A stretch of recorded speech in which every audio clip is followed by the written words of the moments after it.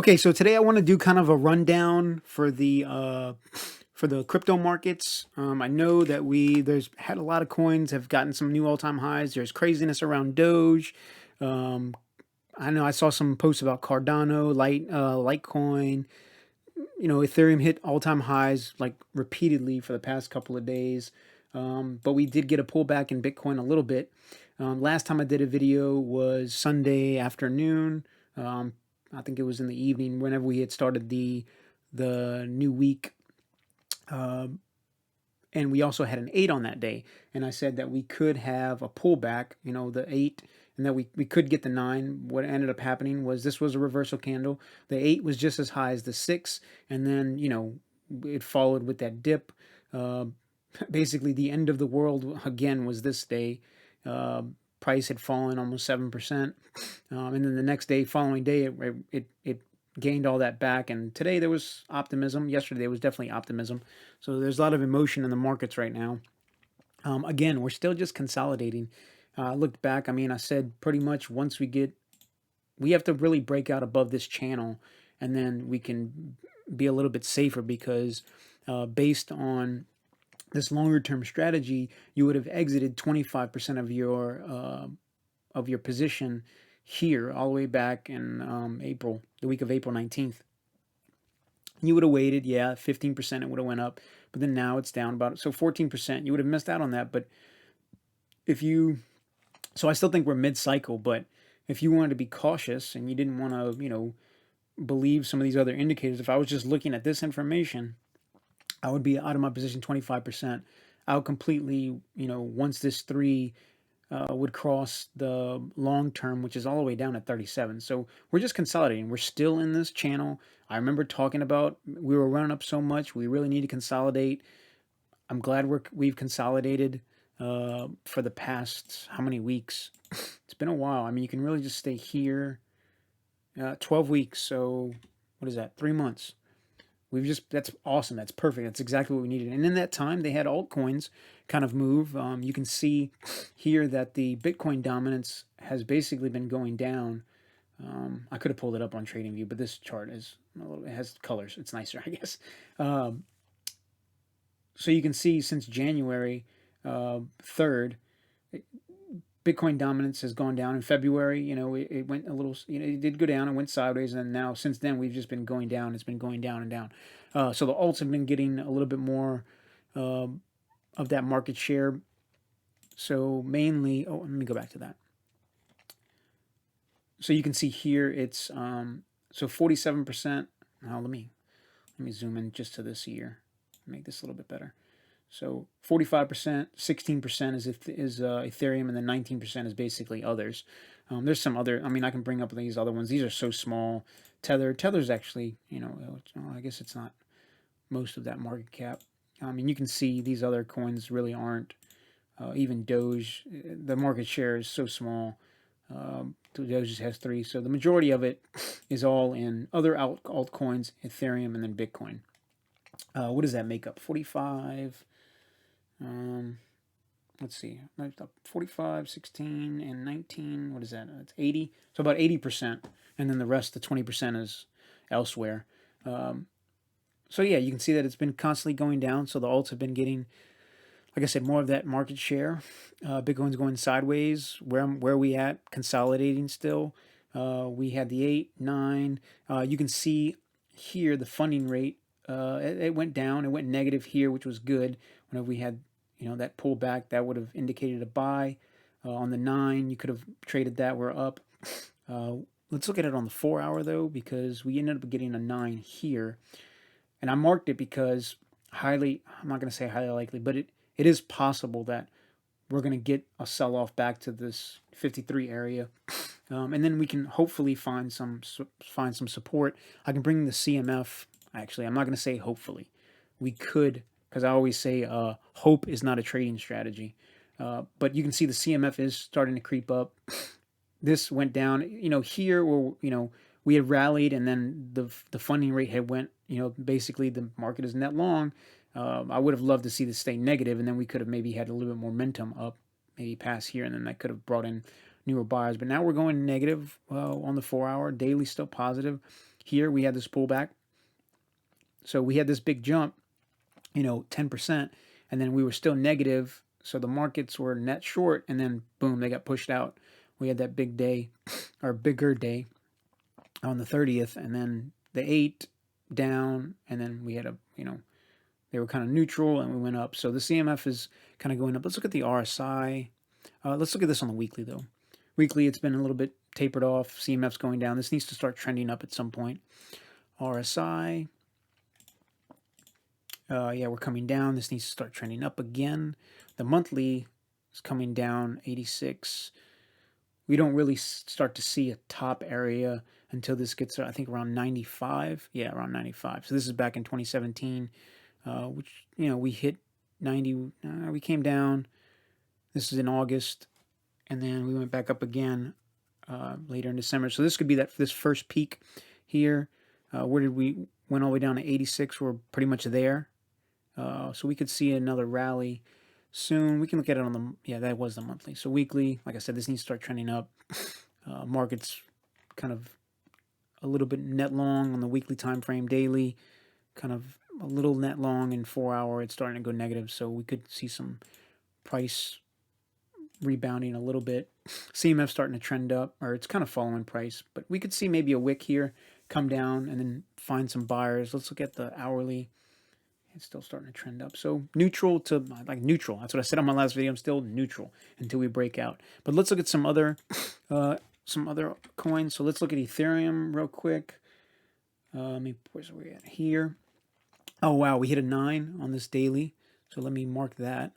I usually don't track Ethereum, but I'll mark it here, and then we're gonna make that red. Yeah, I'll make that red. And then we had a 9, which got back tested. This is, I think, the breakout. Yeah, that got extended a lot. I'm gonna bring up my other indicator that continues the count. There we go. This should be locked. Lock that. That's deep red, 7. So where do we break our previous all-time high? Here. And I was drawing these as resistance areas on the Fibonacci's. Resistance area? I mean, not so much, but here we hit it definitely for sure. So we're stuck in between this range of 3,700 and 2,300. It's a big range, but I mean, it's just there for a guide. Is this drawn correctly? No, this needs to be redrawn. I actually drew this. Let's see, this needs to have the low here, 83.74. Yeah, let me move this. Right there. That's where I want.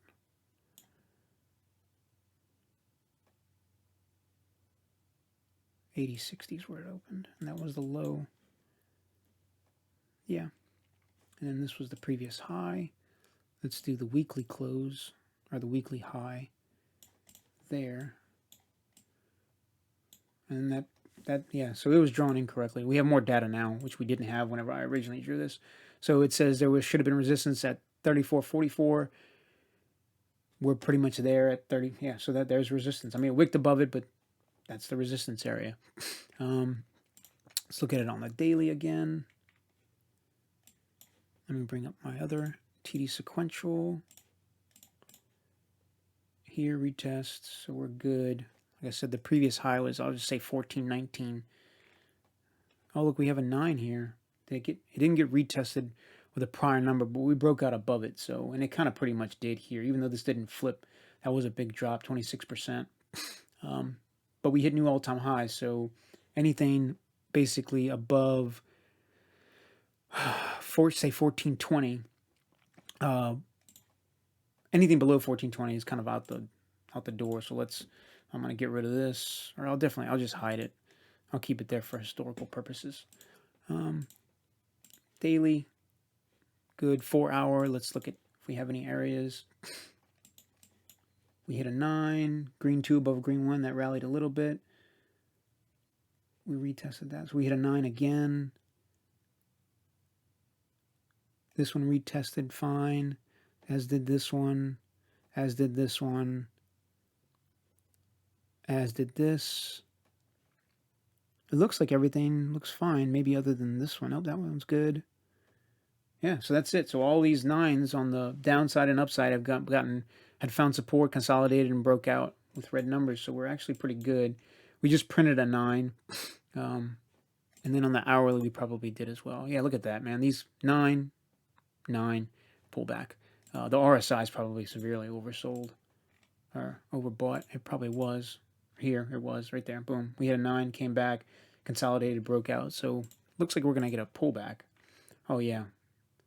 But we can consolidate here for a couple of days. I don't see a big price drop. There's definitely support right here at 23, but that drop would be rather large from the all-time high, which was set at 36.10. Here, that'd be a 36% drop. Not impossible, but that'd be rather large. I mean, because you're going to get support right here at 2,900, which could be, how big is this drop? 15%, so that's a little bit more reasonable. So somewhere around 2,900, say 3,000, you could get some support. Let's look what the CMF is doing.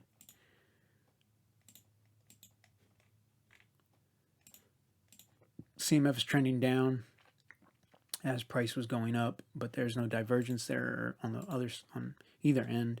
Looks like we're finding some support daily. Again, same thing. We're probably going to see a little bit of a pullback. And I mean, there is historical data that shows that. So last cycle, and I can show you on what I had up on CoinMarketCap, and it was kind of concerning. I saw it. I've seen this before, especially in 2018. You can see on this Bitcoin dominance. Well, here, so like alts ran up mid-cycle, and then Bitcoin regained dominance, and then right here towards the end, in January 2018, you see the alts run up again. Bitcoin dominance goes down, and that's the start of the bear market right here. No one knew it at the time, but that was the start. If you would have gone off the trading strategy those 3 MAs, it would have got you out way before this. I think I say way before, maybe about a week or 2 weeks before, it would have got you out. You wouldn't have got out at the top, but I think you would have got out anywhere between 15 and 17,000, almost the top. You're never going to get the top. So again, we're seeing this here. Alts rally, Bitcoin dominance go down. Seen it before here, mid-cycle, and here at the end of the cycle. Is it always going to be consistent of these down and, where we have mid-cycle drop of Bitcoin dominance, it rises, Bitcoin gets the majority of the market share as prices start to rally back up, and then towards the end, the alts start to rally for that last month of the end of the bull cycle. Is that going to happen again? We only have one cycle of data because before 2017, ICOs and all these alts, they had them, but it wasn't as intense as it was in 2017 because everyone was launching a new coin on Ethereum. That's basically was the use case in 2017. This cycle, it's more, I mean, it got a little bit more liquidity in it, and it's a bigger market. But there's a lot of DeFi projects on it. There's NFTs, so it kind of warranted a little bit more attention again. People aren't launching ICOs on it like they were in 2017, but they found other use cases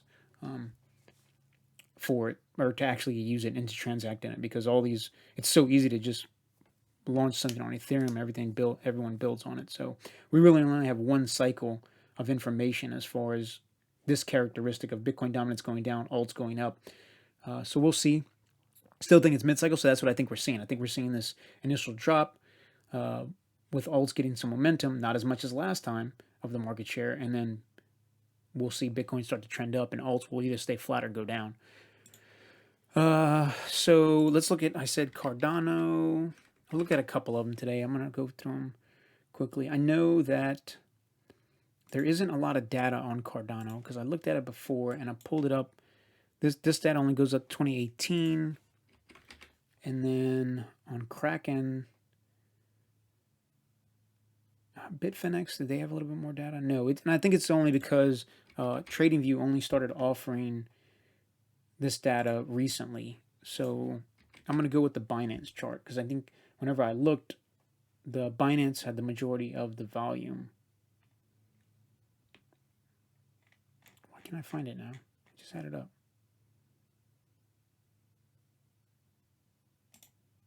I just saw my Fibonacci's drawn on there. Or was it Bitfinex? No, which one was it? Maybe I shouldn't have clicked off of it. I know Coinbase just started. Yeah, there's very little data. They just started offering it. I could have swore it was Binance.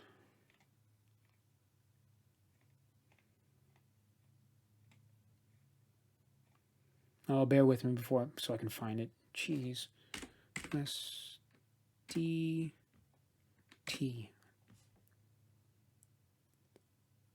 Why is this being silly? Because I think I typed in Cardano. That's what it was. Yeah, that's what it was.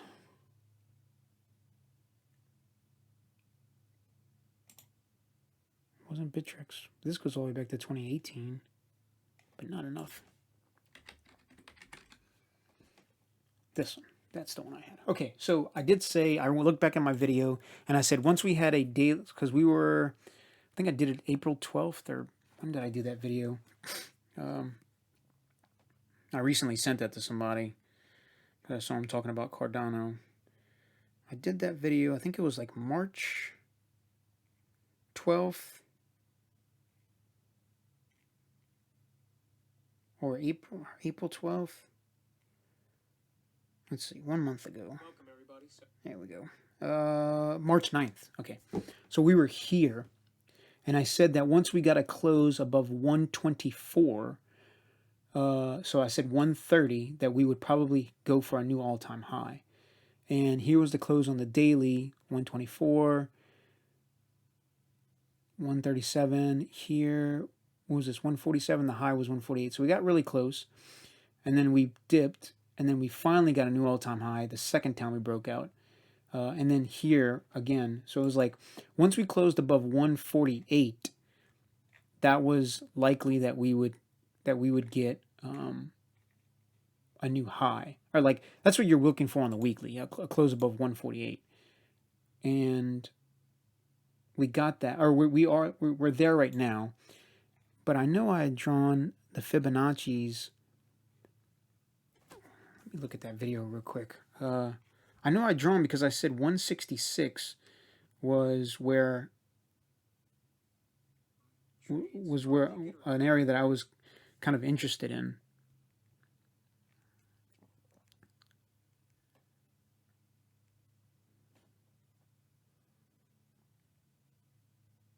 No, it was Kraken. So this is another. It was Kraken that's where my chart is. So USD slash Kraken.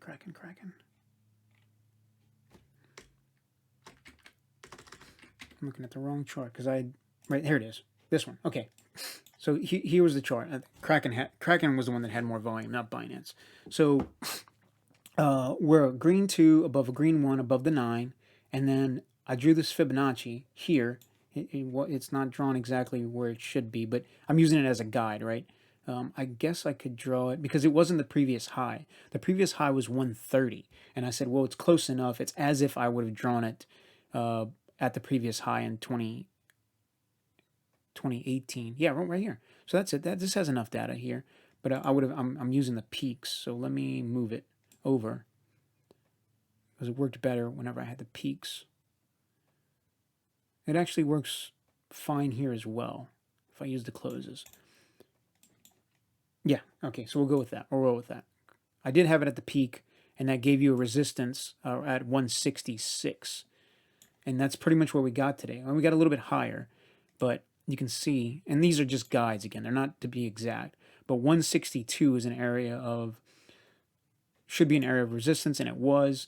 142 was, and look, we've broken above it. So this actually looks good. As far as U.S. dollar price, but like I said, we're getting a little exhausted on. I mean, man, if I'm just looking at this independently, I actually don't care. This still looks good. We could get a retest back to 148. I mean, we did break out above the previous all-time high of say 131.50. So this is still valid to pull back here.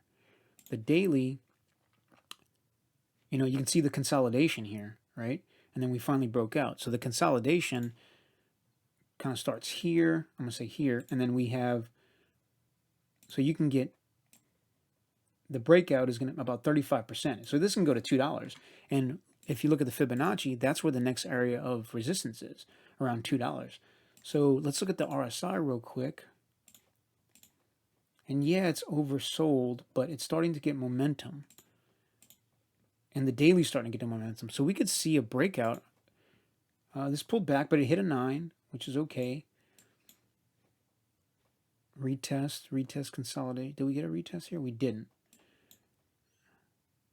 Yeah, we did, right there. Okay, so that's fine. Here we didn't get a retest. That's at $1, but that's not valid anymore because we broke out above it. Above the previous all-time high. So there's one here, and I'll mark that. That one's going to be orange.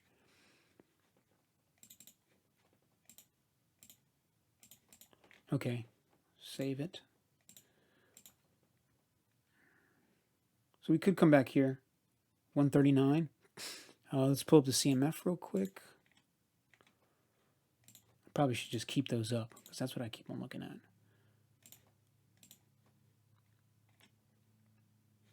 Moving with price. So yeah, I think we might range between 166 and 150, but a close here is actually very good.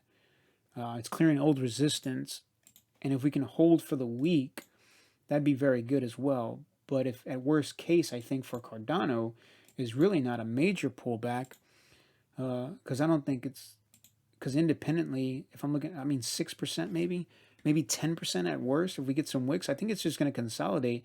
I don't see it really failing on its price movement.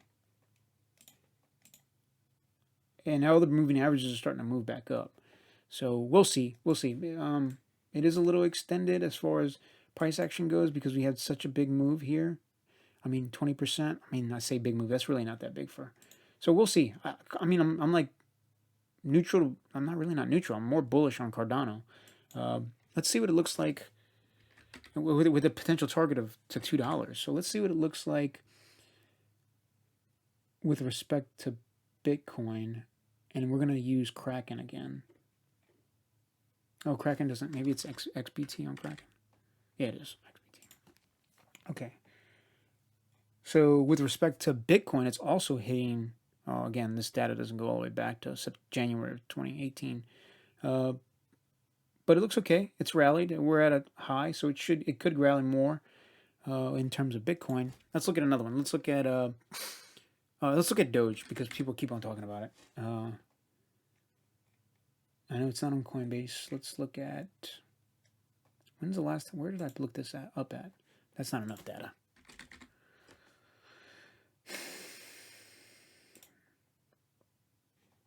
Yeah, I mean, I guess we can look at it on Binance. Bittrex has good. There we go. It goes far, really far. 2013, that's since its existence. Okay, so 59, you have an 8. This could potentially be the high week. You had a 9 here, you have a 9 here, so there's a whole bunch of potential retest areas. It broke out there, green 9. I mean, that's really exhaustion. We're going to make these red.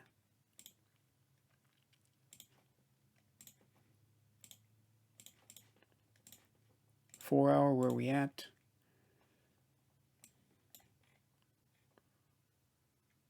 Okay, so the 4-hour, I know that I'd said, well, where was the previous all-time high? It doesn't, the previous all-time high was here. Basically, say 1.8. We broke that here. So anything below that's invalid as far as a retest area, unless Doge just collapses down, which could be possible. I don't say that for Bitcoin because I think Bitcoin has a very large future. So 0.18 here, right here. So this is the breakout above the previous all-time high. So anything below this area, say 0.018, is definitely valid still. And whenever I was looking at the price before, right here, I said I don't know if I said it on the video, but whenever I reviewed it the first time, but there was an area right here, 0.15, that I said basically 0.1445, but it went to 15 cents, and that you could have set a buy a little bit higher than that, and if you would have had your other indicators, it probably would have told you to buy because you're getting some price, um, some CMF, moving upwards. As oh no, this is basically that's kind of really not a tail. I mean, I think your RSI probably would have been better for this. Yeah, right here where it's kind of going flat. But I really wish the CMF would have shown better. I mean, I would have expected it to show some sort of convergence. Probably on the daily. It did right here. But that's just moving up with price. There really isn't anything on the smaller scale. It's a wick. Maybe here you would have seen it as it was printing. That could have told you that's a potential buy area. On balance volume really didn't show anything. So that, I mean, you had buyers come in for sure. On the hourly, maybe it was a little bit better. On the hourly, yeah, you can see it here where this starts to really aggressively go up and show you a divergence, bullish divergence as price went down right there. You wouldn't have called it perfect, but it could have got you in at, 20 cents. Yeah, 20 cents rather than 15. But you'd still be doing amazing today. So, what about Doge? I'm just going to basically span out where retest areas possibly are. There for sure. Probably, I feel like it's probably going to go back down to 44 cents. Your RSI is probably a little extended. Yep, and you're getting higher highs. So that's bearish divergence. So once it breaks below 70, you probably expect it to go back down to 44 on this RSI. And the CMF is probably, yeah, it's starting to trend down. So once it if it breaks below this low of 0.18, you're going to see more sellers start to come in. What you really want is consolidation. This to stay above the 70 area, and then this to find starting to trend up. It's not showing that here. Look, you had a retest area. Oh, here we go. I can start marking these areas too. Right there. Oh man, it's littered with them. I mean, this looks like there's a big argument that it's coming back down for sure. All right, we'll keep it in this area. That's going to be large area of support right here. All where this is all bundled in the 40s, say between 43 and 45. And then once that gives way, you're looking at 36, and past 36, you're tumbling all the way back down again. So there you go. And I'll mark this on the daily here. Oh, I already have it marked. And then we can look at it on the short term real quick. Yeah, you can see that this is obviously support. If this gives way, if you really get a close below this low, what is this at? Okay. If you get a close below 50, you're probably it's going to go lower. I mean, you're going to hit these mid 40s for sure because there's a lot of support here. You can bring up the volume and see, you should be able to see, where the buying came in, some selling, massive buying comes in. So you can see in the trend, it's trending down. This is on the hourly. Oh, I thought it was on the daily. This all happened pretty recently. You can see the volume come in. So this is big support right here. You had large volume right here. I mean, you can see it. So 50 is your line in the sand. You break down here, you're going much lower, much lower, because you're almost getting a channel, and that channel is between 57 and say 67. So that's 10 cents. So 10 cents from 57 is about mid 40s. So yeah, there you go. So that's the outlook. Doge, I'm gonna say I'm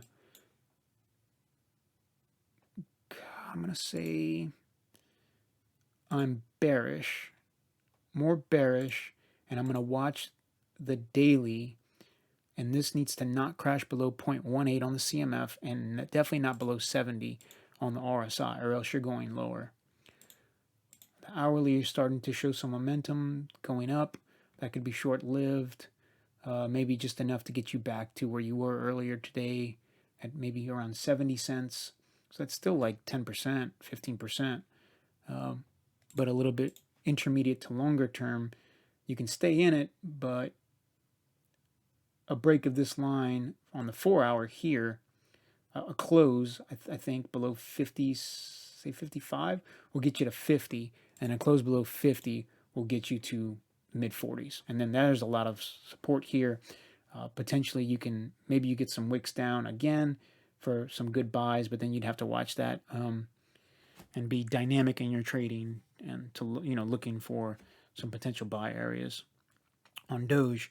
So I mean, I went Doge, Ethereum, Cardano. I think that's enough. I want to highlight gold and silver because I actually finally went all in my gold and my silver position. It looks great. So here, we're going to look at this on the weekly. I'm using this super basic. I was bullish, gold and silver, but I still think silver is going to do better. And here, this was kind of, you could have allocated some here, but then this reversal candle, and then it kind of being flat on the daily, and then getting, what pullback? So I really didn't like this candle. I know this is a retest of the breakdown, but we got a reversal, and I was going to wait. So I actually entered a position here. It was really for silver. I had allocated some, but I kind of used gold as a proxy on when I should enter because the moving averages were a little bit different. But then I exited here, and then I waited, and then I said, okay, we're going to see some strength in gold. I'm going to shift over to the chart that I'm actually going to trade as far as the asset goes, because silver didn't drop as much as gold with respect to price action. We were still in this channel, and you can see where it tried to break out and it failed, tried to break out and it failed. And then we have all these moving averages, and then we had a big candle beginning of the week, and we actually closed. So what I was looking for to go in 100% and what I was going to allocate to silver was I needed a daily close or a 4-hour close above the high of this week. If it was above the high of the prior 2 weeks, that's even better because I have my moving averages going up, showing momentum. So I was really aiming for 26.47. And then we had here this day where we closed at 26.87. Yeah, we had a pullback 1%, and then, but that didn't mean anything to me because my moving averages were going up. It's showing that we're having momentum. I can go ahead, and that was Monday, and I can go ahead and just go all in. Even though gold is not all, didn't signal all in. I'm trading silver. At one point, I was using gold as a proxy to kind of maybe to manage my risk because silver does move a little bit more aggressively than gold on the downside and on the upside of things. So, I mean, this week, silver's up 5%. I think gold might be 3%. Yeah, 2.5. So it's up more. You can see there's resistance here. As soon as gold breaks above this, you'll probably see some movement to like the mid 1800s. So this looks good. You would wait. You're outside of this channel. We didn't quite get this retest, but we got very close. Probably enough for you to, if you want to be a knife catcher, you could catch it here. You wouldn't allocate all your gold position until these moving averages cross, just like silver. But I'll bring up the silver chart again. So I'm in. I've already made 3% on my money. So let's see, about that much. Yeah, about 3%. And then I'm looking for basically the breakout is. Did I hide this? Right here. So initial target is going to be 32. We'll see what happens whenever we get there. There's probably going to be some resistance at 28. And then again at 33, but from where I entered to where that is, we're looking at 20-something%, 25%. I think all within the next 2 months, we'll probably get this movement, and then we could consolidate. There is an area here that wasn't retested back with positive price action. 34 is my target, so I think we're going to go to previous. We're definitely going to go to I think we're going to go to the previous all-time high, which is right around 50. So this would be basically 100% return, 80 to 90% return. What time frame that's going to be? If I'm using my TD sequential longer, I would say within the next 8 to 9 months, we'll get back to previous all-time highs.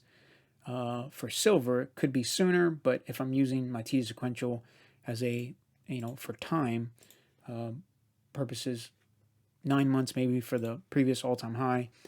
But then, man, if there are no double tops, so we could, look, it failed here. I say that, but then, it really depends on the time frames. So time frames on the weekly, we still kind of, we're a little bit above it, but I think, could this be an area where, look at this, it picked the top like perfectly. 9 perfectly on the weekly. Did it do it here too? When was this, in the 80s? 1980, wow. So this proves is that gold and silver, people always tell you, oh yeah, they're a good store of value. If I would have had my money in silver, I would have had to wait from 1980 to 2010, 30 years? I would have had to wait 30 years to get back to where it was. And then now I'm still down. So even if I would have bought it in 1980, basically 40 years ago, I'd still, it didn't even keep up with inflation. Yeah, they had times of where I made money, but gold and silver are not something you sit in forever. They're definitely cyclical.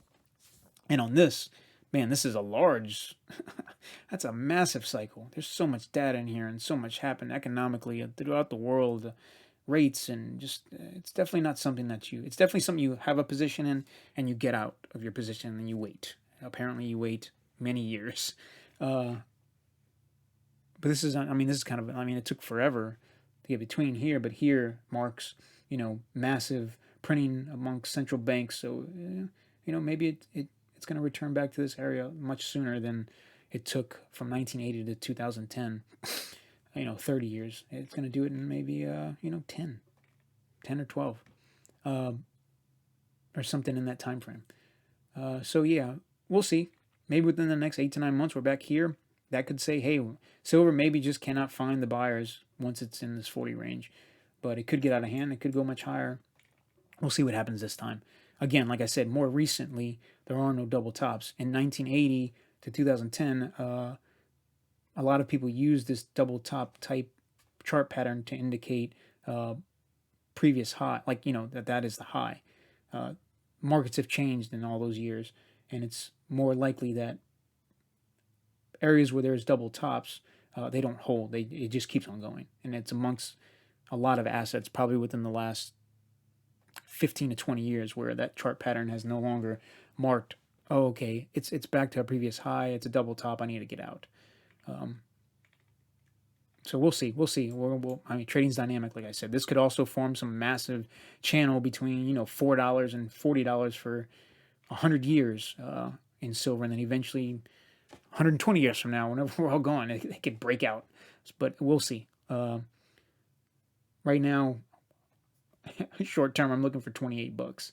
I'm looking to break out of this channel within the next month and a half, and possibly within the next 8 to 9 months, we're back at around $45, $50. And I'm going to go over one more. Weed stocks, marijuana stocks have been getting smoked.